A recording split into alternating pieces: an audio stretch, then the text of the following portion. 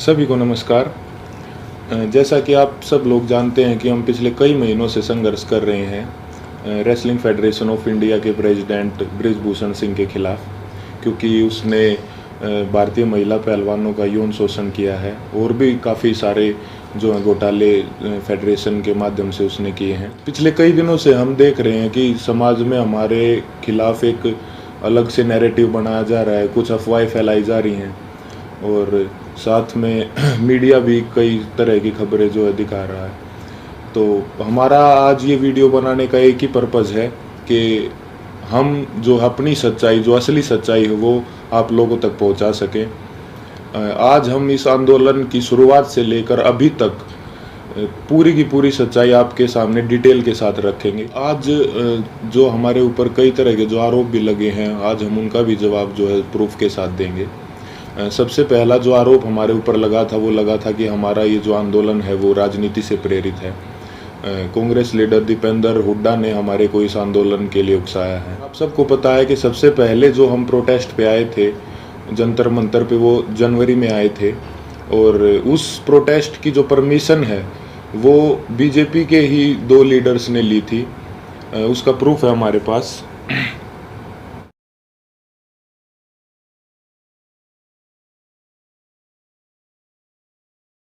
Protest की जो permission जो जंतर मंतर थाने से ली गई थी वो बीजेपी लीडर तीर्थ राणा और बीजेपी लीडर बबीता फोगाट ने जो वो परमिशन ली थी, जिसका प्रूफ भी अभी हमने आपको दिखाया।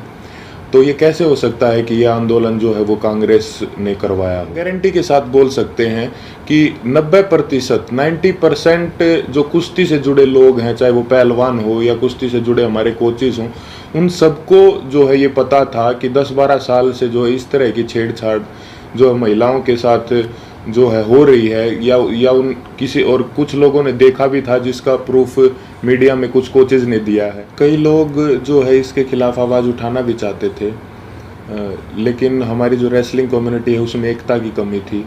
अगर किसी ने जो सिंगल अगर ये आवाज़ उठाने का फैसला भी किया तो वो बात जो है रेसलिंग जो है फेडरेशन के प्रेसिडेंट तक पहुंच जाती थी और उस आदमी के कैरियर में दिक्कत आना स्टार्ट हो जाती थी। लगातार और बार बार हमने सभी को बताया है कि जो हमारी लड़ाई वो सरकार के खिलाफ नहीं है, हमारी लड़ाई जो है रेसलिंग फेडरेशन के प्रेसिडेंट के खिलाफ है, क्योंकि जो भी शोषण उसने किया है, जो भी रेसलिंग के लिए गलत किया है, वो उसने फेडरेशन के पद पर बने रहते हुए किया है।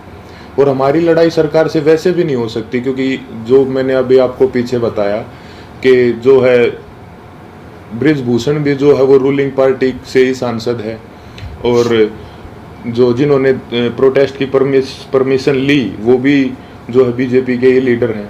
तो इससे तो ये साफ होता है कि भाई हमारी लड़ाई सरकार के साथ नहीं थी। और हमारे ऊपर दूसरा आरोप ये भी था कि हम इतने टाइम तक चुप क्यों थे। तो इसके कई कारण हैं। सबसे पहले तो एकता की बहुत कमी थी, एक साथ कभी हम हो ही नहीं पाए।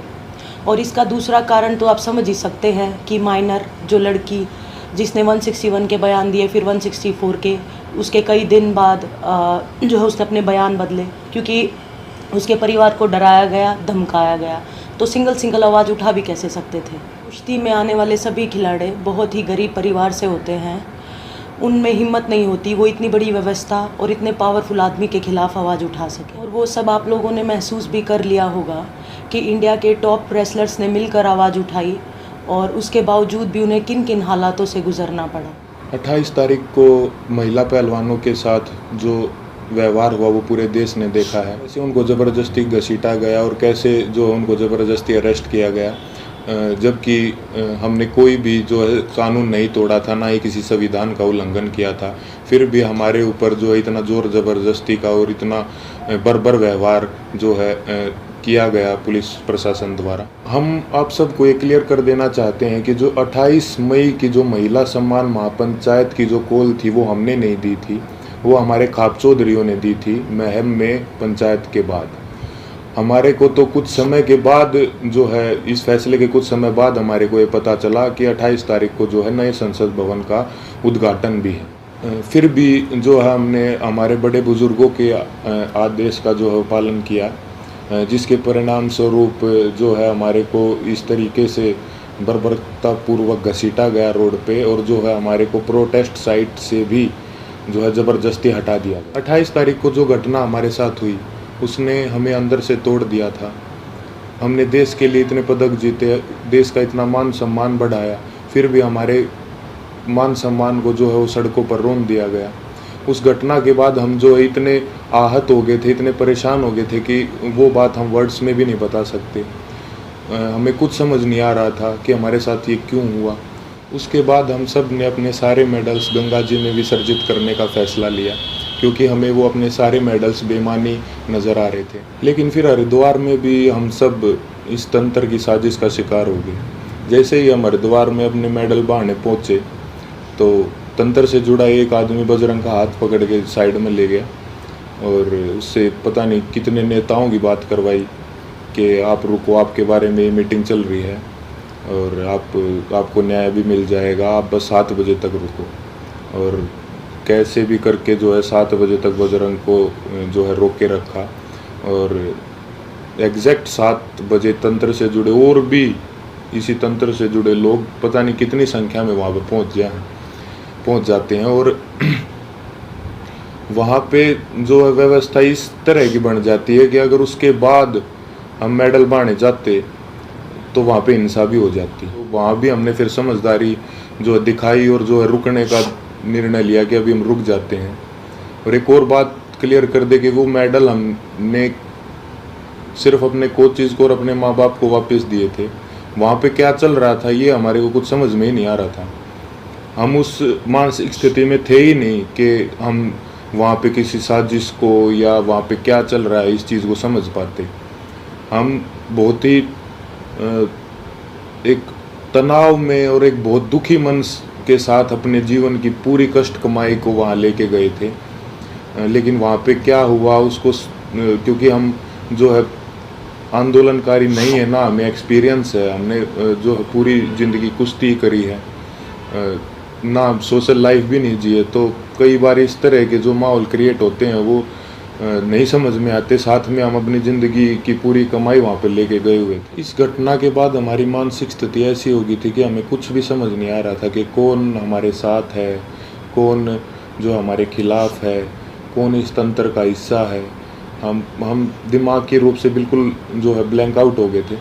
और फिर उसके बाद कई लोग हमारे को मिलते रहे, कुछ समझाते रहे, हमारे को कुछ समझ नहीं आ रहा था कि किस पे विश्वास करें और किस पे ना करें।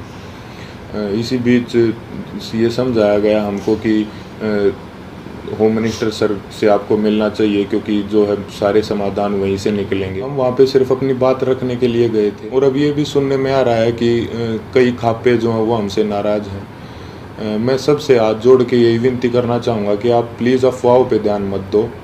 अगर अनजाने में हमसे कोई गलती भी हुई हो तो हमें माफ़ करो। इतने दिन लगातार संघर्ष करने के बाद, इतने लोगों से मिलने के बाद हमने क्या महसूस किया है, क्या सीखा है, ये तो अभी हम आपको वर्ड्स में नहीं बता सकते। लेकिन हमने कई ऐसे इंसान भी देखे हैं हमारे साथ, और कई ऐसे संगठन देखे हैं जो निस्वार्थ भाव से जिन्होंने हमारा समर्थन किया है। हम उनका दिल से धन्यवाद करना चाहेंगे। संयुक्त किसान मोर्चा ने जो है पूरे जी जान से धरातल पे भी जो है हमारा जो समर्थन किया है। भाई चंद्रशेखर रावण का भी मैं दिल से धन्यवाद करना चाहूँगा, क्योंकि ये तंत्र जात पात में हमको बांटना चाहता था, लेकिन उस भाई ने हमारी दिल से सपोर्ट की है।